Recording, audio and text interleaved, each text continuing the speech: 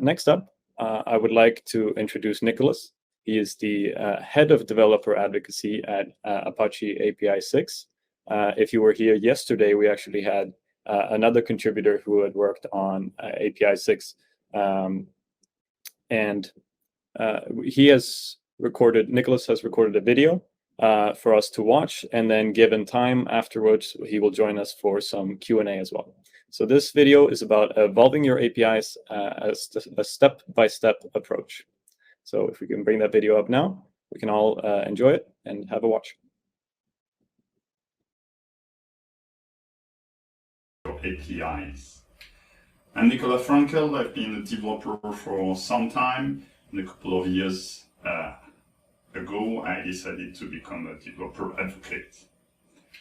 I work on the Apache APISIX project, which is an API Getaway, and it's built on Nginx and with OpenResty and a lot of out-of-the-box plugins. Everything that I will show in the demo, I have done through Apache APISIX, but you can use any API Getaway. It's not relevant to the talk. So I assume that you've probably already created APIs, and if you remember the first time, or probably the first few times, it was not that easy. Actually, you were focused a lot on designing your entities, in understanding the boundaries between them, and then there were all these RESTful or REST stuff, the difference between put and post and patch, and it might be overwhelming at the beginning. And there are things that you didn't think about because you were in a project and you had these things to understand. One of the things that probably didn't make it on top of your priorities is compatibility, is evolving the API. And when the business comes to you and say, hey, we need to deploy the V2, then probably you feel like you're in deep trouble. So my idea in this talk is to show you a couple of steps that you can implement and that will make your life easier. I assume that this is the initial situation. You've got like your upstream and you've got a couple of endpoints. And my idea is just use an API Getaway and everything will be made simpler. And of course, but that's not the point. I want to show how the API Getaway can make things easier. Also, in this talk, I assume that you know the difference between a reverse proxy and an API Getaway. If you don't know it, just in a couple of words, like an API Getaway can do everything a reverse proxy can do, plus it has other features that are focused entirely on APIs, since reverse proxy were designed at a time where APIs were not a thing. So let's do that. I have my demo ready, and let's do it step by step. So in the demo, I'm using Docker Compose. You shouldn't probably use it in production, but here it's easier for demo purposes. So here I have the Apache APISIX Docker image. Then APISIX stores its configuration in DCD. It is this key value store that is used by Kubernetes. It's distributed by default. It's very robust. Here I have the dashboard as well. I have Prometheus, I have Grafana, and I have my two services, my old API and my new API.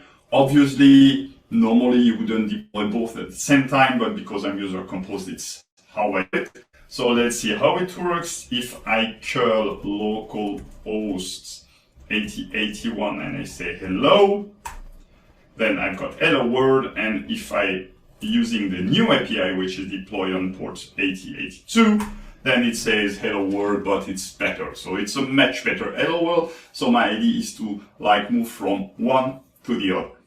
As I mentioned, now I'm using an API Getaway, so I can do the same. 9080, which is the default port. And it tells me, hey, like, we don't know about it. And that's fine, because we've just installed the API Getaway. It has not been properly configured. So the idea is first, we need to configure it. To configure Apache APISIX, we need like a regular API call. Everything that can be configured in Apache APISIX is exposed as an API. So here we are using Docker as well, and we will be using this route called routes to create a new route. Yeah, it's a lot of totals all the way down. Because it's a sensitive operation, we need to pass an API key. Here I'm using the default one. This is a demo. You shouldn't, of course. Then we use the verb put, and with this payload. The name is optional, it's just for a better reference, and everything that match the methods and the URIs will actually be directed to this upstream. So if I receive a GET that starts with hello, then I will direct it to the upstream, which sits at old API 8081. And normally I would have multiple nodes, so a single upstream can be composed of for multiple nodes. Here, because it's a demo, I have a single one. So the type of algorithm that load balance between the nodes is not important. I'm using the Prometheus plugin, as I mentioned, because I want to monitor everything. So I run the script, which basically does the API call, and now I can curl again, and it works. So now I'm back to my initial situation. The only difference is I go through the API Getaway. The next step is to introduce a version route. We need to evolve our API, but we understand that at some point there will be multiple versions in parallel. And because we want multiple versions, we need somehow to differentiate between them. So we need to introduce versions. You can use versions in path. We can use versions as a header, as an HTTP header. We can use versions as a query parameter. In the demo, I will be using path because it's the most visible one. So how do we introduce a version path? Well, we will create a new route for this. So previously, we created a route with the upstream all at the same time. But actually, the upstream is an abstraction that we can reuse across multiple routes. So in this script, what we are doing is we are creating every abstraction, and then we'll create the routes that reference their mode. It's just another way to do it. So here I will use another endpoint called upstreams to create first the upstream, and it's done. Now I will create the plugin configuration.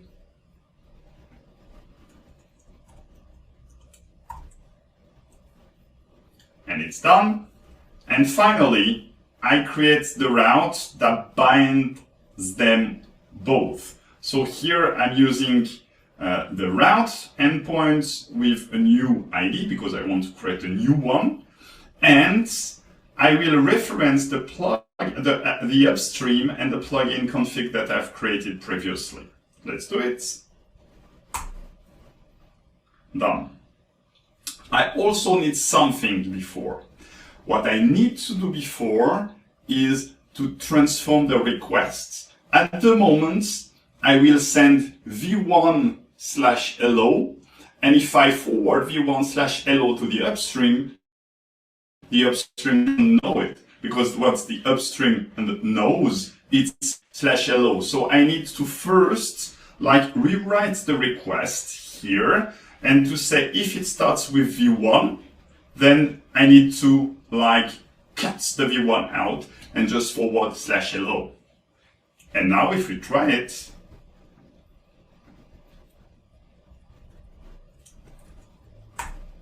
it works as expected.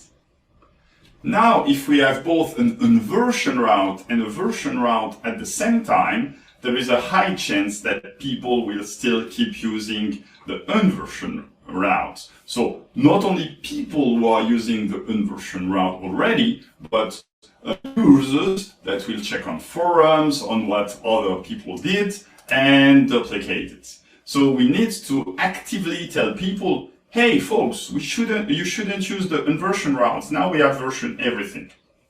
And the problem is we don't know our users because we were super eager at the beginning that people used our API in the first place, that we didn't ask for registration. So we need somehow to tell them, hey, don't use this route, use this one. And for that, we rely on the HTTP like 301 status code. So for this, we have an existing plugin that's called the redirect plugin, obviously. And basically, we will amend the first route. So we will patch the first route with this new plugin configuration. And for that, we will configure it and say, hey, if you are using this route, then we will redirect you to v1/what you asked and return a 301 code. So this is done. And now if we try it, so this is done. And now if we try it, there are like two options on the client side. And now there are two options on the client side. The first option is that the client does automatic follow. In this case, normally everything should work as expected. Yes, it does. The problem that in this case, the client will make two requests. The first request will hit the old inversion route. It will redirect to the new one. Or the client doesn't do automatic follow, and then they will be faced with the 301, like this. And then they need to check their location header. In both cases, it's a good lesson for like clients, people to always monitor your API calls. Because even if you do automatic follow, then you will actually double your number of requests, and probably it will be like an additional load on your infrastructure, and you don't want it. Now we have an issue that we've solved somehow, but the better thing would be to actually know our users. And in order to know our users, now we need to make them register. The problem is people don't like registering, because if you give out your email, there is a chance you will receive like marketing emails, and you probably don't want that additional noise in your inbox. So we need somehow to provide them an incentive. And in this case, it could be, let's say, like an additional number of calls. So we will limit everybody by default, and we will provide additional, or like, let's say, no boundary for people who register. That will be my business rule, which might be like super simple, and probably in real world you will have other rules, but here for the purpose of the demo, it's more than enough. So actually, there is no plugin that is out of the box for this exact business rule. So I created my own plugin. So by default, plugins in Apache APISIX are created in Lua. My talk is super short, so I want time to show you the code, but the idea is here I have created this enough limit plugin, and it tells that if you call the API, or the route in this case, like more than like once in a 60-second time frame, you will be like faced with a 429 and this message. And obviously in the message, you will tell people where they should register. You will tell them why they have been rate limited and where they should register. So let's run the script. And now I can curl again. And now you see that I'm rate limited. And again, the most important stuff is you tell people how they could overcome the limitation, saying, hey, you need to register to this URL. But actually, there is no thing at this URL, it's just for demo purpose. So how do people register? This is outside the scope of this talk. It can be by form, it can be by sending an email, it can be for however you want. The thing is, at some point, we need to have users. We need to have authenticated users. And in this case, APISIX call them consumers. There are multiple ways to create consumers in Apache APISIX. Here I'm using the simplest one, which basically says if you have a header of key, API key, with the value my key, then you will be authenticated as John Doe. And the codes that I've created that I didn't show says if you are in any way authenticated, just let it pass. So here I create this user.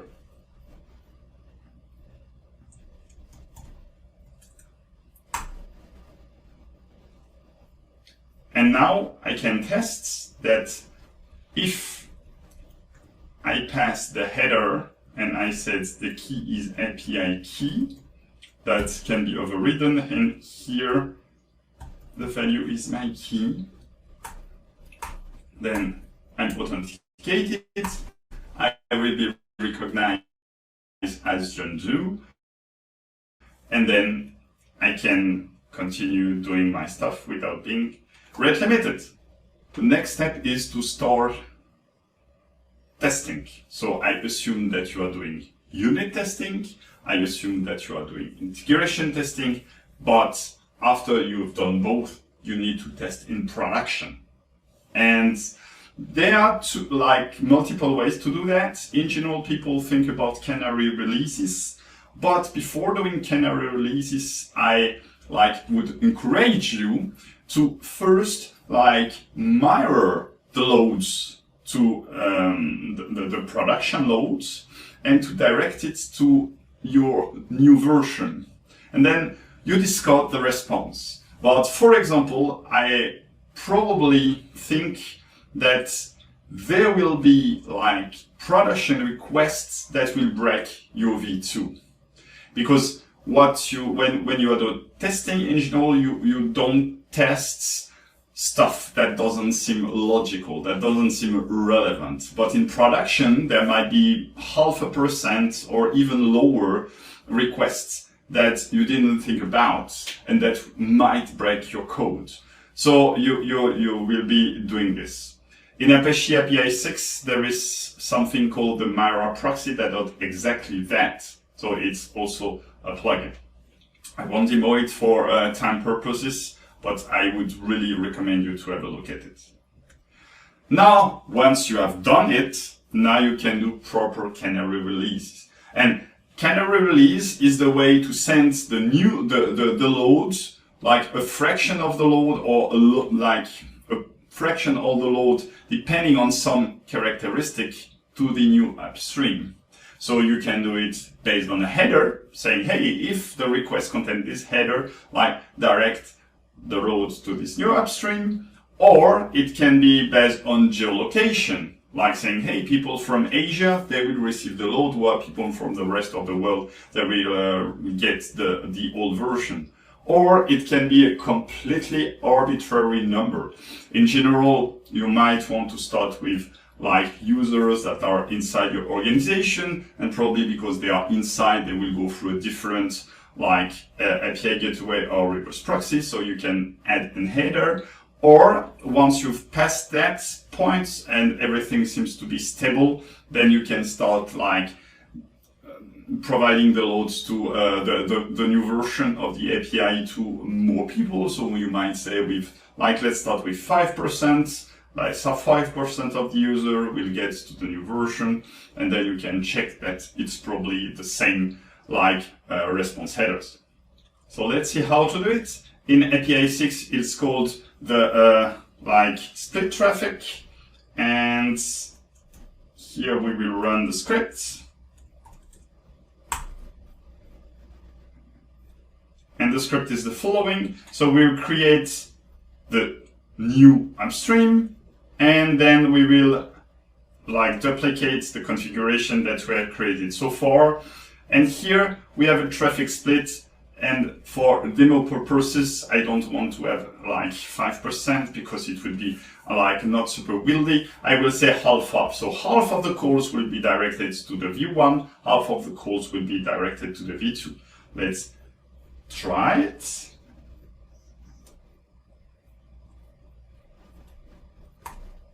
And here, so here I'm using V1, but you see half of the calls are directed to the V2. So it might seem strange at first, but it's actually a very, very good way to test that everything works as expected. And to be to make sure of that, let's check the dashboard. So here I'm using the Grafana dashboard. I have shown you I'm always in all of my routes. I use the Prometheus plugin so that every route is actually monitored. And this dashboard is the default one from Apache APISIX, so you can use this out of the box. The only thing that I did is I added those like two new widgets, sorry. And the first one is the one that monitors the old API, and the second one monitors the new API. So normally you can see here, like half of the calls were directed here. So normally on the right and on the left, you should have the same number of errors, of 44 or 500 or whatever. If everything works as expected, if they both look like comparable, then probably you've done everything right. You've got no regression in the new API. If you've got a lot more 500 errors, then probably there is something not working out. But you only impacted like 5% or whatever fraction you decided to have of your users. Here again, 50%. If you're a product manager, you probably know that to have multiple versions of your product is not a great idea, because that means that when you need to do maintenance, well, you will have the same budgets, but you will have that many versions to handle. On the client side, it's better, of course, because that means that you are not forcing users to migrate to a new version, which costs them probably time and money. So you need to find the right balance. But whatever balance you find, you probably need at some point to deprecate old version and deprecate and probably retire. HTTP by default doesn't offer anything, but there is an IETF draft that talks about it. And basically it's based on headers. So that's also a very good reason on the client side to monitor your calls. Because the header, the first one, is called depreciation. And actually depreciation can be a Boolean, which I'm using in the demo, or a date. It should be like enforced that it should be a date normally and probably a future date saying, hey, at this date, we will depreciate the endpoint. Meaning it will still be there, but it shouldn't be used for new users anymore. And then you've got like a link that points to the new resource, to the normal resource to use instead. And finally, if you want to go the whole 9 yards, there is a sunset header. And the sunset header tells at this date, we will stop the service at all. So if after this date you call the endpoint, probably you will get a timeout because it won't exist anymore. So with these 3 headers, you can manage the lifecycle, or let's say not manage the lifecycle, but you can communicate the lifecycle of your endpoint to your users. Let's do it. So first I need to create the V2 route properly, because so far I didn't do anything. So here I will create it. Basically it's just a copy.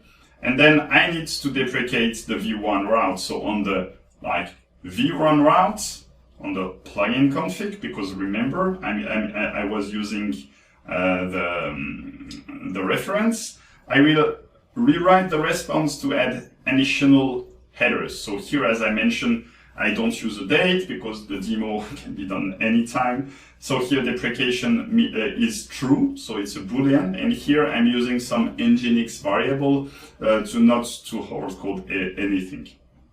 So if I run it again, yep. And now if I test it, so let's make sure that actually the V2 works, though probably it should. Yep, and now it works all the time because I'm using the V2, so no redirection or whatever.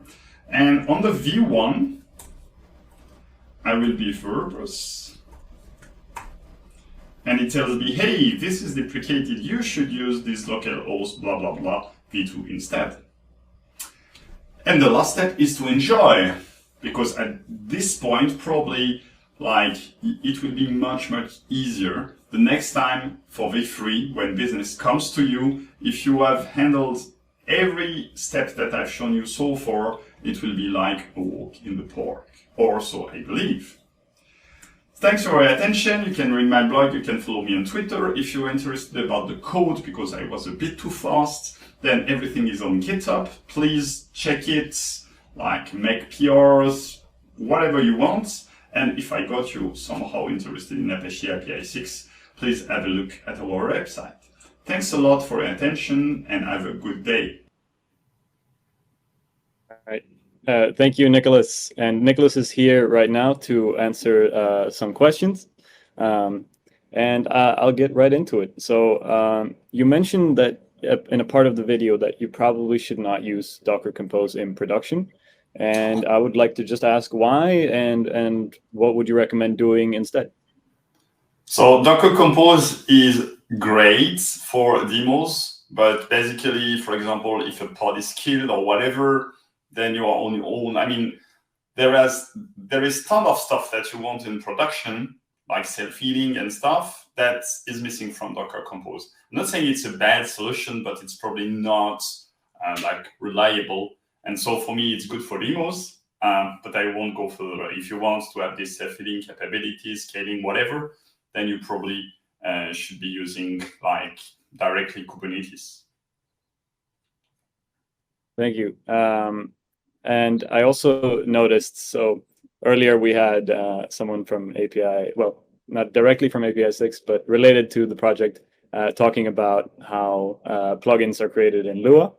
And I want to ask, you didn't really, show this plugin in the video for understandable reasons, but I want to ask you, when you created it, how easy was it to make it, and how long did it take you to basically implement this functionality?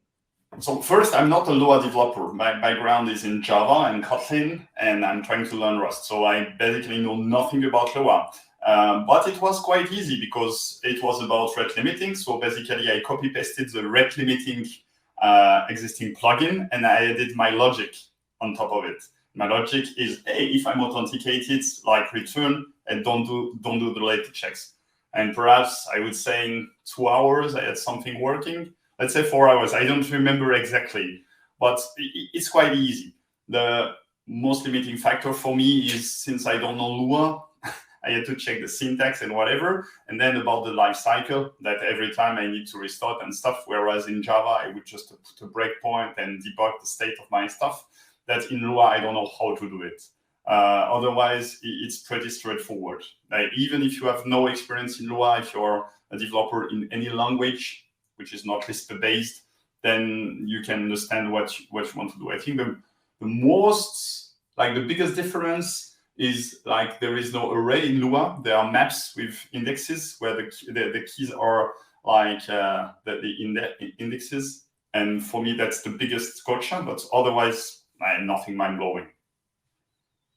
Okay, thank you. I'll ask one final question. So as the head of developer advocacy at APISIX, what are some challenges that you encounter maybe on a day-to-day? Because if I'm, correct me if I'm wrong, but it is an open source project, right?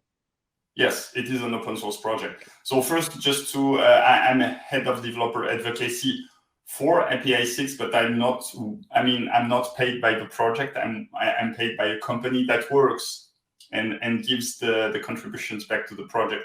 The biggest problem that we have is developer advocacy is about a lot of different things. Like, we need to create good documentation, we need to let people know, we need to create communities, and so on and so forth.